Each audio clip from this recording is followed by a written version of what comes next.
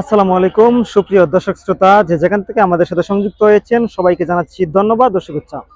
সাথে আছি আমি আব্দুস সামাদ আফন্দি। দর্শক, আমরা এই মুহূর্তে আছি সুনামগঞ্জের জামালগঞ্জ উপজেলায়। আসন্ন ত্রয়োদশ জাতীয় সংসদ নির্বাচন ও গণভোটকে সামনে রেখে সরকার এবং প্রশাসনের পক্ষ থেকে ব্যাপক প্রচার ও প্রচারণা চলছে। পাশাপাশি প্রার্থীদের পক্ষ থেকেও ব্যাপক প্রচার ও প্রচারণা চলছে। আমরা আজকে জানতে চেষ্টা করব সাধারণ ভোটার এবং সাধারণ জনগণ এই গণভোট এবং ত্রয়োদশ জাতীয় সংসদ নির্বাচন সামনে রেখে তাদের প্রত্যাশা এবং জনগণের ভাবনা। চলুন শুরু করা যাক।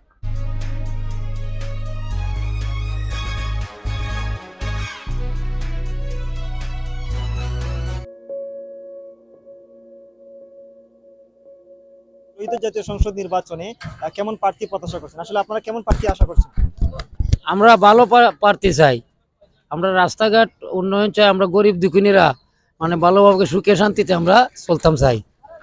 আচ্ছা, এবছর কিন্তু একটা গণভোট সংযুক্ত করা হয়েছে, যেখানে হা এবং না লেখা থাকবে। আপনারা এই বিষয়ে কি কোনো ধারণা আছে কিনা গণভোট সম্পর্কে?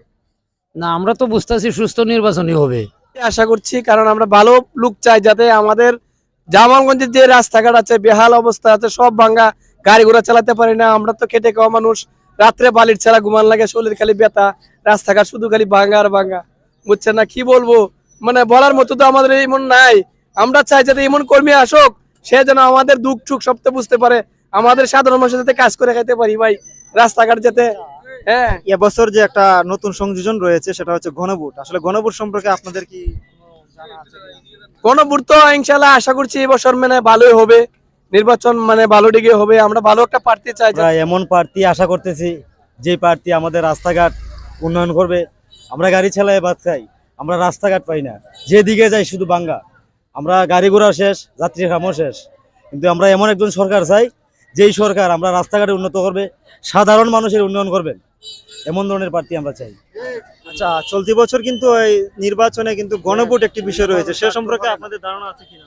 এটা আমরা জানি না, তবে যেই আসুক আমরা ভালো চাই। আমরা সাধারণ মানুষ। জাতীয় সংসদ নির্বাচন সামনে রয়েছে, এই নির্বাচনে আসলে যে কেমন প্রার্থী আশা করছেন এবং কেমন সরকার আশা করছেন যে স্থানীয় ভোটার রয়েছেন, এবং গণভোট সম্পর্কে আসলে আমরা এই যে মানুষের সাধারণ ভোটারদের সাথে কথা বলেছি, যত কথা বলে জানতে পারলাম যে আসলে গণভোট সম্পর্কে এখন কিন্তু সাধারণ ভোটার যারা রয়েছেন এখন পর্যন্ত কিন্তু তারা আসলে তেমন ধারণা তাদের মধ্যে নেই। কারণ ব্যবসায়ী যারা আছেন আসলে তাদের কাছ থেকে জানতে চেষ্টা করব যে সামনে যে নির্বাচন রয়েছে সেই নির্বাচনে সুনামগঞ্জ এক আসনে আসলে আপনারা কি ধরনের প্রার্থী আশা করছেন? প্রার্থী হিসেবে আশা করি, আশাবাদী, মানে যা আসে সে আমরা ভালো। সারা দেশের নির্বাচন সুষ্ঠু নির্বাচন হওয়া উচিত। আসলে এই নির্বাচনে যে একটি বিষয় রয়েছে সেটি হচ্ছে গণভোট। আসলে গণভোট সম্পর্কে আপনাদের কোনো ধারণা আছে কিনা? না, দেখুন আমার ধারণা নাই। আসলে যে ত্রয়োদশ জাতীয় সংসদ নির্বাচন সামনে গনিয়ে আসছে 12ই ফেব্রুয়ারি, আপনারা আসলে এই যে সুনামগঞ্জ জায়গা আসনে আসলে কেমন প্রার্থী আশা করছেন? যার দ্বারা আল্লাহ পাক দেশকে শান্তিতে রাখবেন, যার উসিলায় দেশের মঙ্গল হবে, তারে যেন আল্লাহ ক্ষমতায় নেয়, এই আশাই করি। এবং আমরা যাচাই বাছাই করে ভালো ব্যক্তিকেই ভোট দেওয়ার চেষ্টা করবো ইনশাআল্লাহ। আচ্ছা, এবছর আসলে অন্যান্য বছরের তুলনায় সুষ্ঠু নির্বাচন হবে কিনা আপনারা কি প্রত্যাশা করছেন? আশা করি সুষ্ঠু হবে। আচ্ছা, এবছর কিন্তু আমরা একটা জিনিস লক্ষ্য করেছি, সেটা হচ্ছে ত্রয়োদশ জাতীয় সংসদ নির্বাচনে গণভোট নামে একটি সংযুক্ত করা হয়েছে। এই গণভোট সম্পর্কে আপনারা জানেন কিনা? আমরা তো শুনি, আমরা হয়তো আপনাদের মতো বুঝি না, তবে আমরা যতটুকু বুঝি গণভোটটা হওয়া দরকার। নির্বাচন রয়েছে সেটি সুষ্ঠু ও সুন্দরভাবে হোক, এমনটাই প্রত্যাশা। ওনার কাছ থেকে আসলে একটু জানতে চেষ্টা করবো, আসলে আপনারা কি ধরনের নির্বাচন আশা করছেন? আসলে সুষ্ঠু নির্বাচন আমরা চাই। আপনারা কি ধরনের প্রার্থী চান? আসলে আমরা প্রার্থী চাই, আমরা যে দল মনে হলো নিরপেক্ষ, মানে ভালো থাকবে, এই প্রার্থী আমরা চাই।